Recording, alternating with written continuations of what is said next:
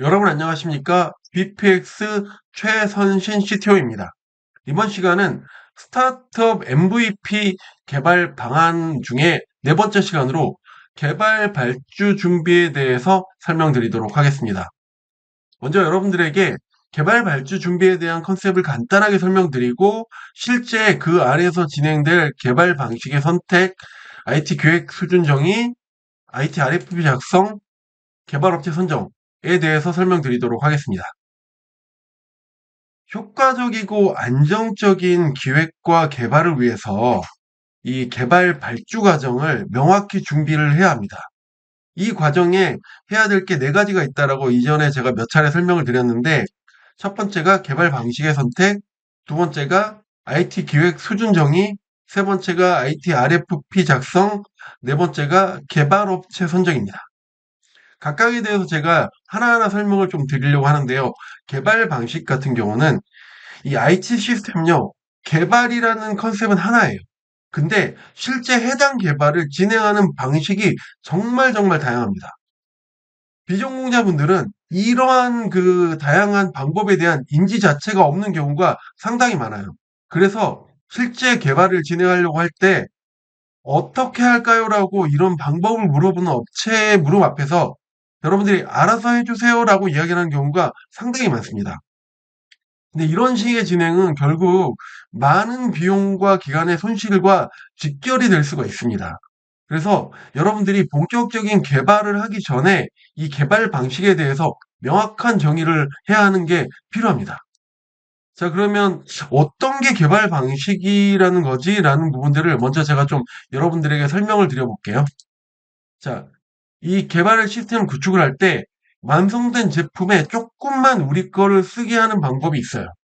그리고 솔루션이라는 걸 도입해서 이미 만들어진 프로그램을 도입해서 그거를 좀 변경해 가지고 우리한테 맞게 하는 방법이 있습니다.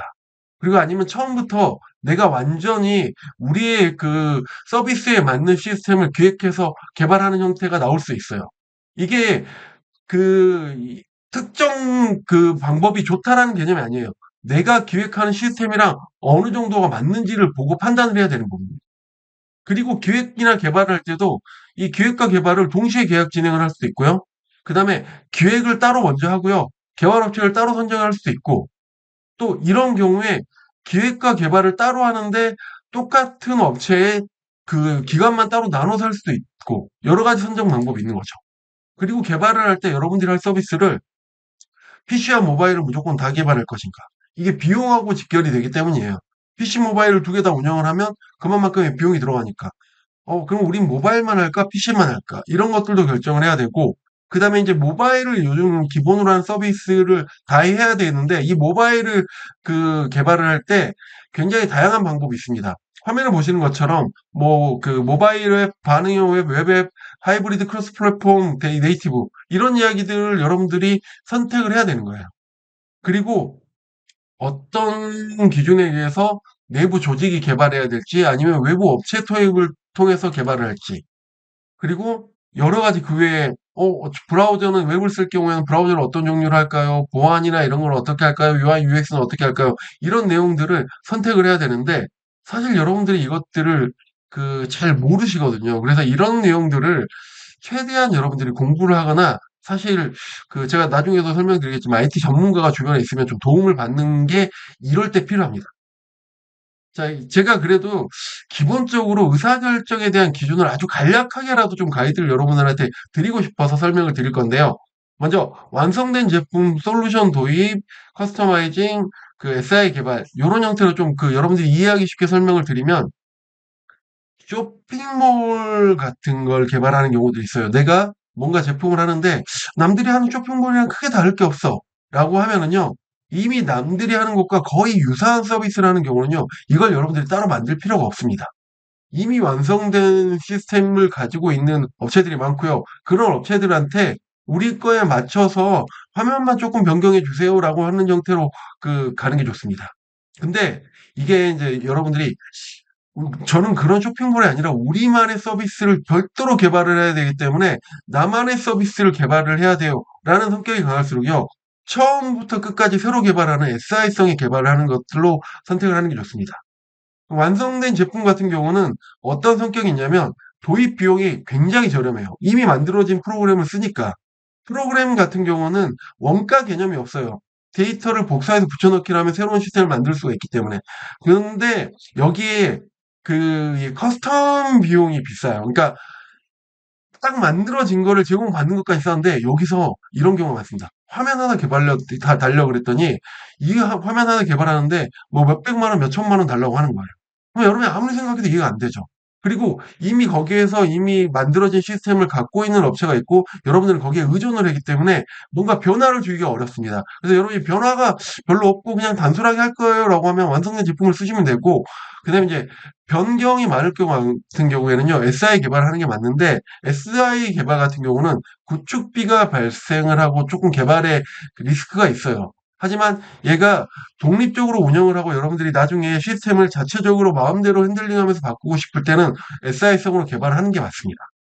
두 번째, 기획과 개발의 순서 부분은 이게 이제 여러분들이 앞에서 제가 말했던 IT 전략 및 기능 정의가 굉장히 잘 되어 있다.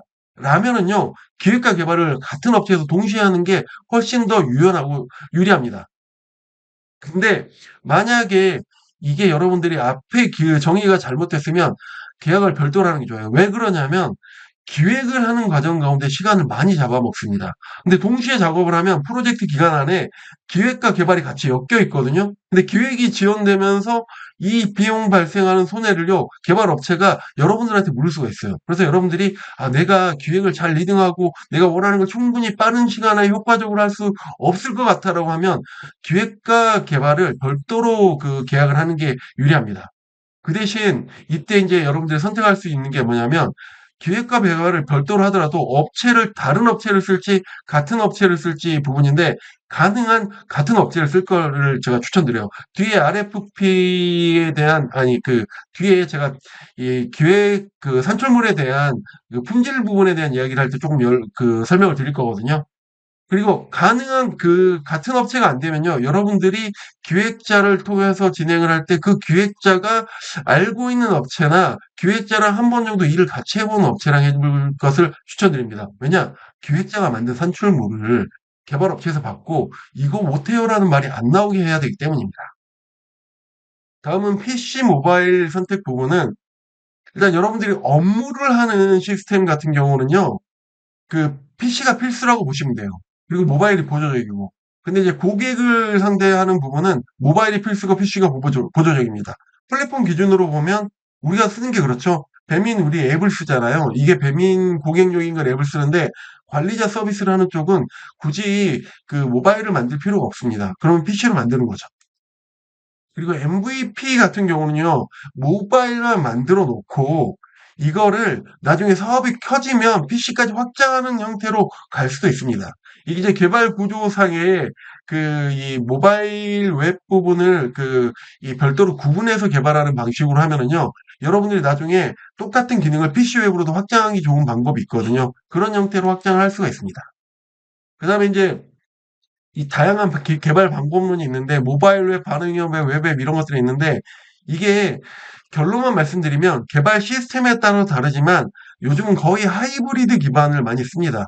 어떤 거냐면 그 그러니까 휴대폰, 안드로이드, iOS 휴대폰 개발이랑 웹 개발을 섞어 놓는 거라고 보시면 돼요.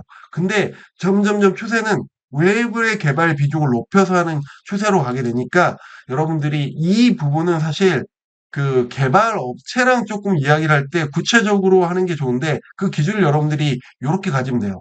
변경 및 발전이 많은 부분은 웹으로 개발하는 게 좋습니다. 왜냐? 웹 같은 경우는 바로바로 변경이 가능해요. 근데 정적이고 고유 휴대폰의 기능을 사용할 때는 네이티브 형태가 좋습니다. 반대로 이 변경이 계속 발생하는 화면 같은 경우는 네이티브 휴대폰으로 만들면요. 여러분들이 변경할 때마다 앱에서 다운로드를 받고 업데이트를 해야 되기 때문이에요. 그리고 운영 인력이 확보가 가능하다면 가능한 크로스 플랫폼이라는 기술을 쓰는 걸 추천드려요. 왜냐? 크로스 플랫폼은 안드로이드랑 iOS를 한 번에 개발하는 기술이 있어요. 그러면 여러분들 입장에서는 개발자 2명 쓸 걸 한 사람 가지고 쓸 수 있으니까. 그래서 쓰는 게 좋은데 이게 시장에 크로스 플랫폼 개발자들이 많이 있긴 있는데요. 전체 시장 대비로 사람이 많지가 않아요. 그래서 크로스 플랫폼으로 개발을 할 때는 개발 업체한테 맡기고 했지만 운영을 하면서 그걸 할 수 있는 담당자를 못 구하는 경우도 꽤 있습니다. 다음은 내부 조직 개발을 할지 개발 업체를 도입해서 개발을 할지 부분인데 저는 추천드리는 거는 MVP 개발은요, 가능한 개발 업체를 통해서 개발하는 게 맞습니다. 그리고 운영에서 고도화하는 부분은 내부 조직을 세워서 하는 게 맞고요. 그리고 이제 여러분들이 전공자이고 개발 관리를 잘할 자신이 있다라고 하는 경우에는 애초에 내부 개발을 하는 것도 이 방법이에요. 왜냐하면 내가 관리를 잘할 수 있으니까. 저 같은 경우 개발하면 내부 개발을 쓸 가능성이 높죠. 근데 이제 비전공자일수록 개발 업체를 쓰는 게 더 확실합니다. 계약을 묶어 놓고 진행을 할 수가 있기 때문에. 이게 여러분들이 아셔야 될 개념이 정말 신뢰할 만한 내부 개발자가 아닌 경우에는요, 오히려 외부 기업의 관리보다 더 어려운 경우도 있다라는 거 꼭 기억해 주시면 좋겠습니다. 그리고 이제 적용할 브라우저나 화면에 대한 부분들에 대해서는요, 여러분들이 사용자 중심의 서비스를 할 경우에는요, 브라우저를 다양하게 하는 게 맞아요. 그리고 UI, UX의 정의를 구체적으로 좀 정리를 해 놓는 게 맞습니다. 무슨 말이냐면, 자, 업무 시스템을 쓰는 게 아니고 사용자들이 쓰면 사용자들이 누가 뭘 쓸지 모르니까 어떤 사람은 엣지라는 브라우저를 쓸 수도 있고 어떤 사람은 크롬이라는 브라우저를 쓸 수도 있거든요. 그러면 여러분들이 개발할 때는 엣지도 되고 크롬도 되고 가능한 많이 쓰는 사파리라든지 파이어폭스라든지 이런 게 있으면 요런 브라우저까지 확장을 해 놓는 게 필요합니다. 근데 이제 내부에서 업무 처리라는 우리 회사 내에서 일을 하는 시스템을 개발해요. 딱 아까 말한 것처럼 플랫폼의 관리자 기능. 이런 거 개발을 할 때는요, 사실 여러 브라우저를 적용할 필요 없고, 하나의 브라우저에 픽스를 해서 진행을 할 수 있도록, 그리고 UI, UX도 예쁘게 할 필요 없고, 딱 간단하고 심플하게 해서 비용을 최대한 아끼게. 제가 여기서 브라우저를 줄이는 이유는 뭐냐면요. 브라우저가 다양해질수록 같은 개발을 하는데 들어가는 에너지가 더 많이 들어가고요. 브라우저는 하나로 딱 고정을 하면 더 효율적으로 개발을 할 수 있기 때문입니다. 자, 이 개발 방식을 이제 정하는 부분에 가이드를 간단하게 제가 드렸고, 여기에 대한 의견을 좀 드리면, 해당 부분을 가능한 정확하게 확정하고 발주하는 게 필요한데, 얘가 명확하지 않으면 보통 업체의 상황에 따라 끌려가요. 왜냐하면 업체 입장에서 우리가 크로스 플랫폼 개발자가 없으면 크로스 플랫폼이 더 좋은 것 같은데도, 아, 이거 네이티브로 안드로이드 iOS 따로 개발하세요. 이렇게 하게 되니까요. 그래서 그 결과가 최선이 아닐 가능성이 높습니다. 그러니까 여러분들이 여기에 정리를 하는데 사실 이 부분은 제가 좀 더 자세히 설명을 드려도 여러분들이 충분히 모를 수가 있어요. 가능하다면 주변의 전문가들한테 이런 부분을 IT를 잘하는 분한테 도움을 받으면 좋습니다. 왜냐하면 프로그램에 대한 내용이 아니라요. 기술에 대한 부분이라서 이런 부분은 IT 전문가들이 더 잘 알고 설명을 해주기에 쉬운 분야예요. IT를 하는 사람들 입장에서는. 자, 그다음에 이제 두 번째로 해야 될 거는 IT 기획 산출물에 대한 정의, 수준 정의입니다. 이게 기획과 개발을 별도로 할 때 반드시 필요한 작업이에요. 왜 필요하냐면 여러분들이 알아야 될 게 기획의 문서, 기획 작업을 할 때 CEO, 여러분들 같은 창업을 하시는 분들은 내가 봤을 때 원하는 게 다 들어가 있으면 돼라고 생각을 하고 설계 문서에 컨펌을 해버리는 경우들이 많습니다. 근데 이 설계 문서는요, 여러분들이 보고 확인하는 용도도 있지만 실제로는요, 다른 한편에서 개발 쪽에서 개발을 하기 위한 설계 자료로서의 목적이 더 커요. 근데 이거를 놓치는 경우가 꽤 많습니다. 그래서 실제 CEO 입장에서 여러분들 입장에서 잘 만든 문서라고 해도요. 내가 이 문서를 가지고 개발할 업체 쪽에서 이렇게 하면 기능 정의가 너무 설명이 부족해서요. 개발을 못 해요. 라고 이야기를 하면 여러분들이 손해를 볼 수 있다라는 거죠. 그래서 기획이랑 계약을 할 때요. 반드시 이 기획자한테 만들어낸 결과물이 개발 업체에서 필요한 수준으로 작성되도록 가이드를 하는 게 필요합니다. 이걸 어떻게 하는지 방법을 조금 제가 이건 추천드리는 방법인데요. 가능하면 실제 개발을 할 업체를요. 기획 전에 먼저 좀 컨택을 하는 걸 추천드려요. 그래서 해당 업체한테 가장 먼저 "기획과 개발을 다 해줄 수 있냐? 근데 따로따로 할 거다."라고 했을 때 그 업체가 "기획이랑 개발이랑 별도로 가능합니다."라고 이야기를 하면은요. 그 업체를 선택하는 게 좋아요. 왜냐? 자기들이 선택한 기획에 대해서 자기들 내부 기획자들이 만든 기획 자료를 가지고 "이 기획 내용이 부족해서 개발을 못 합니다."라고 이야기를 하기가 어렵기 때문입니다. 그러니까 기획과 개발의 주체를 같게 해 놓는 것들은 중요해요. 근데 이제 만약 실제로 이제 여러분들이 만나는 업체, 개발 업체들의 성격이 어떻게 되냐면요. 기획자랑 개발자를 다 가지고 다 하는 형태의 가성비가 별로 안 나오니까 기획을 따로 하고 기획과 개발을 같이 하거나 기획을 먼저 해 놓고 개발을 나중에 하거나 이런 걸 안 하려고 할 가능성이 좀 있거든요. 그래서 기획과 개발을 따로 해야 되는 경우에는요. 제가 여러분들에게 추천드리는 방법은 개발 업체한테 이야기를 하세요. "나 니네 업체랑 개발을 하고 싶은데 기획을 따로 할 거야. 근데 기획자가 기획한 게 업체 쪽에서 원하는 대로 그 설계가 안 나올 수 있으니까 설계에 대한 양식을 좀 가이드해 줄 수 있니?"라고 하면 개발 업체에서 웬만하면 해줄 가능성이 높다라고 저는 생각을 하거든요. 제 경험적인 것도 그렇고. 그래서 이걸 받아요. 근데 여기 내용을 받으라는 게 아니고 양식을 받으라는 거죠. 그리고 이 기획자한테 해당 그 요구 형태로 기획이 가능한지를 문의를 하고요. 이런 문서 정도면 가능할 것 같은데요 하면 그 문의에 따라서 가능한 그 기획자하고 진행을 하시면 돼요. 이렇게 하면 일단 개발 업체에서 요구한 양식은 기본적으로 맞춰지죠. 근데 내부에 있는 내용은 또 이걸로 대응이 안 돼요. 무슨 말이냐? 양식은 다 맞췄지만 안에 설명하는 부분이 충분히 설명이 안 될 수가 있기 때문에 그런 부분은 여러분들이 실제 기획을 하는 과정 가운데 기획 문서를 꼼꼼하게 보면서 프로세스나 기능정의나 예외나 그 정책에 대한 상세 내용들이 충분히 작성되고 있는지를 여러분들이 직접 확인해야 됩니다. 이와 별거로 또 다른 하나는 여러분들이 직접 설명해야 될 부분과 기획에 의존해야 될 부분을 보고 구분된 내용 중에서 기획이 리드해 주고 설명해 줄 수 있는 기획자인지도 사전에 검증을 하고 진행하는 것들을 저는 추천을 드립니다.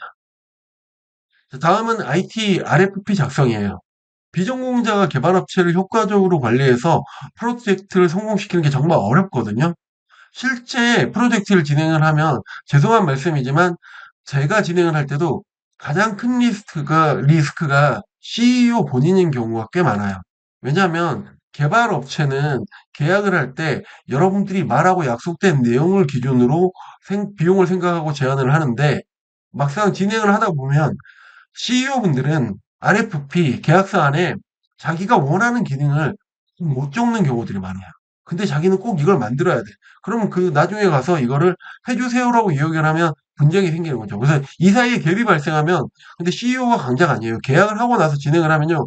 CEO는 약자가 됩니다. 그러니까 내가 아쉽기 때문에 어쩔 수 없이 IT RFP를 제대로 만들어야 돼요. RFP는 혹시 모르는 분 계실 수 있어서 리퀘스트 포 프로포절이라 그래 가지고 제안 요청서라는 건데 제대로 이걸 만들어야 됩니다.